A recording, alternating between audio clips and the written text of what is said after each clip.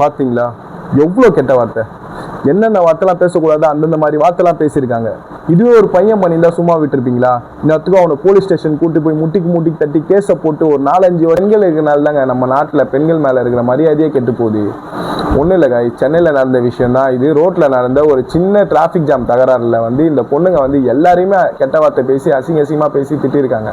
இங்கே வர car bike எல்லாத்தையுமே நிறுத்தி எல்லாரையுமே அசிங்கமாக பேசி திட்டிருக்காங்க. தடுக்க வந்த போலீஸையும் கூட அசிங்கமாக பேசி ரொம்ப கேவலமாக பேசி திட்டிருக்காங்க. இதெல்லாம் பண்ணுறது தப்பு தானே?